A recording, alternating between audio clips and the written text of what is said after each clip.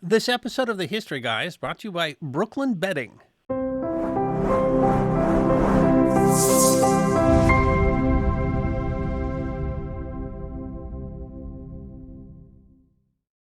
Do you remember what you dreamed last night?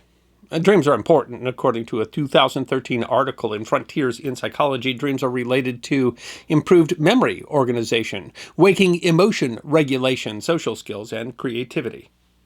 Dreams are so fundamental to being a human that the history of dreams would be the history of humanity, and yet there have been times when dreams changed history.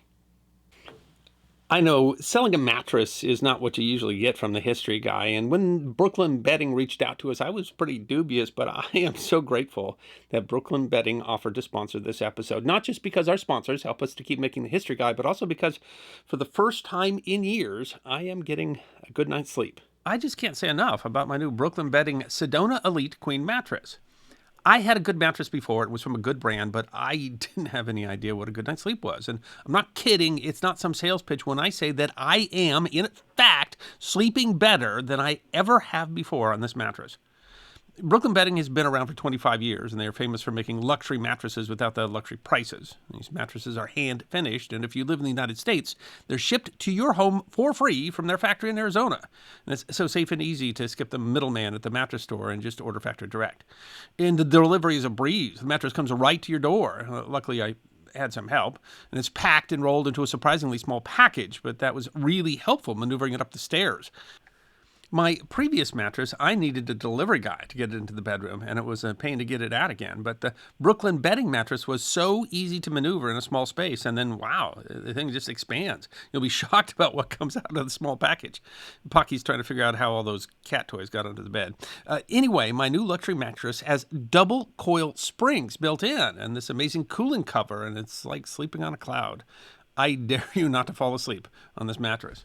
But that's part of the point. Other mattress companies are happy to sell you a one-size-fits-all solution, just one firmness for everybody. But Brooklyn Bedding will actually customize the mattress to you. You can even take a handy sleep quiz on the webpage. They'll help you pick out the mattress that best fits you. And so you get to choose the firmness and the style and the add-ons. And because it's factory direct, they can even send non-standard sizes. I have only had this mattress a few days, but I am never going back. Thanks, Brooklyn Bedding, for the good night's sleep. I love my Brooklyn Bedding mattress. So does Strudel. And if you're looking for a new bed, check out brooklynbedding.com, and you can click on the links below. Get 30% off of your new mattress. Science advanced so rapidly during the 16th and 17th centuries across so many disciplines that the era was called the Scientific Revolution. Whole new fields of science were established during the period, and this flowering of science led the way to the Enlightenment and our modern understanding of the world. It is a seminal event in human history, and part of the explanation for it was the development of the scientific method. Described as the process of objectively establishing facts through testing and experimentation, in admittedly oversimplified terms, the scientific method allowed the scientific revolution, which is the basis of our modern understanding of the world. And in an even greater oversimplification, the beginning of the modern age can be traced back to a single date. Analytic psychotherapist Robert Withers explained in the Journal of Analytical Psychology in 2008, "The modern age began with a bang. On the night of 10th November, 1619, the 23-year-old René Descartes lay sleeping in a stove-heated room in a Bavarian farmhouse near Ulm. That night, the French philosopher, scientist, and mathematician had 3 dreams that he found to be so important that he wrote them down in a notebook and carried it with him the rest of his life." Descartes' biographer, Adrien Baillet, wrote that Descartes believed these dreams to be a sign of the spirit of truth descending upon him like a thunderclap. Descartes saw these dreams as inspiring his groundbreaking definition of the scientific method. Of course, the scientific method didn't develop all at once, but over centuries, and of course René Descartes didn't develop his own ideas all at once. Withers notes that it was 17 years after he had these dreams before he published the most famous sentence in the history of philosophy, "I think, therefore I am."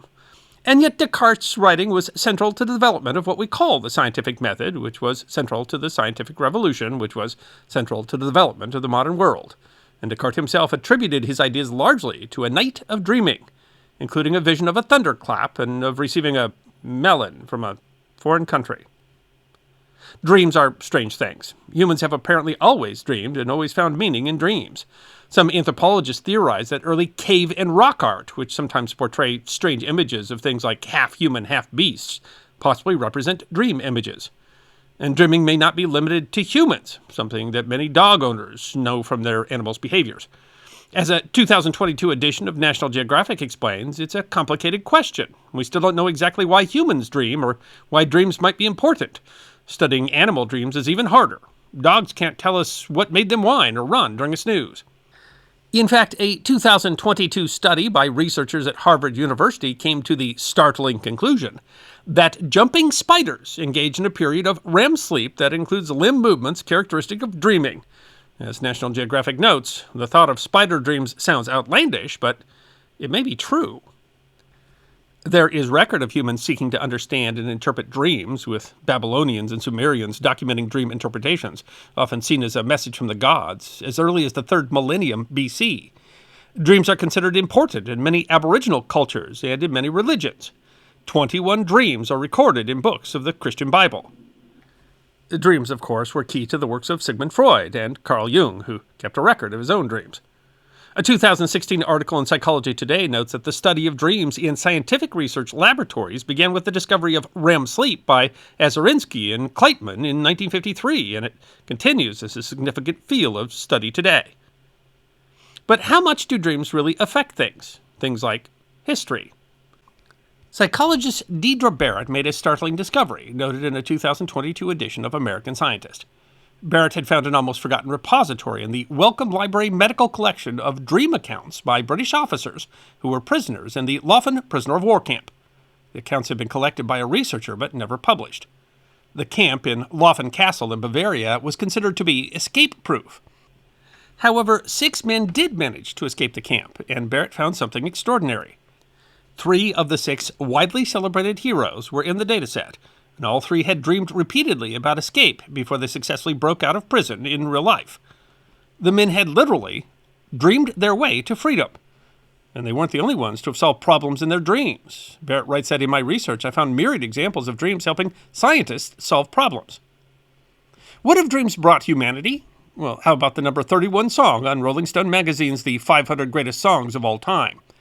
The magazine Audacity notes that rock legend Keith Richards derived the hit song I Can't Get No Satisfaction from a dream. According to Richards, he fell asleep with his guitar in his hand and a tape recorder running. And when he listened to the tape in the morning, there he found the riff that the ever-reliable Wikipedia claims is widely considered one of the greatest hooks of all time, followed by 40 minutes of me snoring. He explained, "But there's the song in its embryo, and I actually dreamt the damn thing. I'm still waiting for another dream."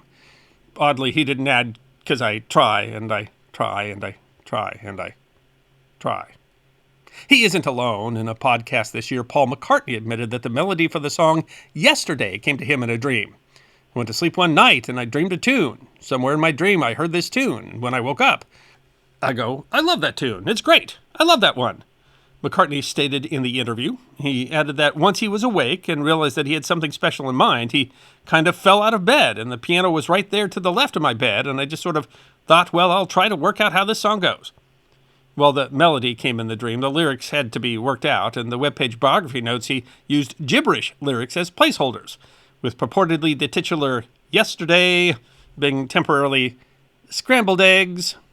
The song hit number 1 on American charts, and in 1999, Rolling Stone magazine declared it the number 1 pop song of all time. McCartney also credited the idea for the 1970 single Let It Be, coming from a dream about his late mother, who told him, "It will be all right, just let it be." And it isn't just music. Legendary director James Cameron was, you might say, struggling early in his career. The first feature-length film he directed was 1982's Piranha 2, The Spawning. But it was while filming that flop that Cameron said in a 2021 interview that I was sick with a fever and a cheap pensions in Rome in 1981 when he had a dream. It was the image of a chrome skeleton emerging from a fire. And when I woke up, I began sketching on the hotel stationery. That dream, of course, was the idea for his much better regarded second feature film, 1984's The Terminator.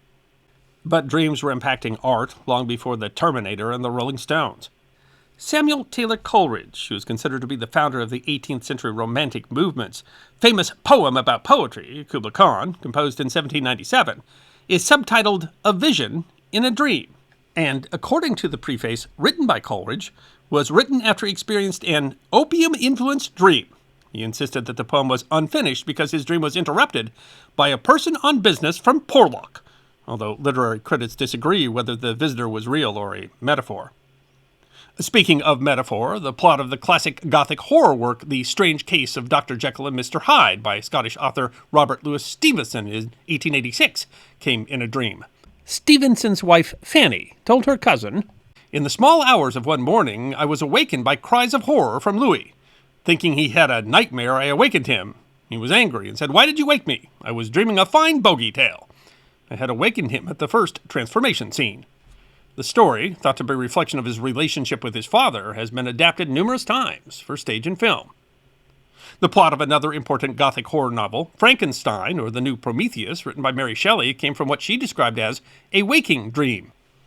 And Stephanie Meyer, author of the vampire series Twilight, also credits a dream for her idea, writing on her webpage, "I woke up from a very vivid dream. In my dream, two people were having an intense conversation in a meadow in the woods. One of these people was just your average girl. The other person was fantastically beautiful, sparkly, and a vampire. They were discussing the difficulties inherent in the fact that A, they were falling in love with each other, while B, the vampire was particularly attracted to the scent of her blood and was having a difficult time restraining himself from killing her immediately." Meyer has used the idea of a sparkly vampire to sell more than 160 million books. I don't know which is more terrifying, a monster created by a mad doctor or a sparkling vampire, but obviously some dreams are nightmares. And others are just odd. For example, a dream about cows. The website of the McGiven Brain Institute writes, "One night, Albert Einstein dreamt that he was walking through a farm when he found a herd of cows against an electric fence. When the farmer switched on the fence, the cows suddenly jumped back, all at the same time, but to the farmer's eyes, who was standing on the other end of the field, they seemed to have jumped one after the other in a wave formation. Einstein woke up, and the theory of relativity was born." While the process of developing the theory was, of course, more complex than that, those cows played an undeniable role in what has been described as one of the most important scientific theories in history. E equals mc squared isn't the only important theory to have been derived from a dream. When he worked on his idea for years, Russian chemist Dmitry Mendeleev told a friend, after missing some sleep for 3 days, worrying over how to classify the elements, the answer came to him in a dream. Awakening, I immediately wrote it down on a piece of paper, and that would become the periodic table of elements. A recent work by researchers at MIT noted that Danish physicist Niels Bohr's dream about the solar system connected by strings helped him clarify his model of the atom. And the website of McGill University notes that molecular biologist James Watson's dream about walking up a spiral staircase helped him to create the double helix model of DNA. Of course, these important breakthroughs required years of effort, but dreams seem to have played their role in helping to solve problems, and that isn't uncommon. Barrett notes that a professor, as early as 1892, queried students as to whether they had ever solved a problem in their dreams and found that 1/3 had. That was the case with inventor Elias Howe. After many failed attempts to produce a successful machine, Howe dreamed that he had been captured by a group of natives who danced around him with spears. The spears, however, had holes in their tips, and that gave him the breakthrough that he needed to design a needle that was key to his patent for the first successful lock-stitch sewing machine. Computer scientist Larry Page has explained that at age 23 he had a dream in which he could download the entire web. The dream inspired his co-creation of Google. Today he recommends keeping a pen and paper near your bed to record dreams, saying in a 2021 speech, "I grabbed a pen and started writing." And then he offered another bit of advice: sometimes it is important to wake up and stop dreaming. And this was by no means an exhaustive list. In fact, dreams have inspired so many inventions and scientific breakthroughs and works of art and literature to well demonstrate that dreams are a critical part of the human experience and human history. In fact, the very idea of dreams is used to inspire. Martin Luther King had a dream. But of course, not all dreams are all that powerfully inspiring. Scientists tell us that some of the most common dreams are being chased and taking a test you haven't prepared for, which is, not exactly the theory of relativity. Still, I think it's safe to say that, as with our past, our future will be fueled by our dreams. I hope you enjoyed watching this episode of The History Guy, and if you did, please feel free to like and subscribe and share The History Guy with your friends. And if you also believe that history deserves to be remembered, then you can support The History Guy as a member on YouTube, a supporter on our community at Locals, or as a patron on Patreon. You can also check out our great merchandise shop or book a special message from The History Guy on Cameo.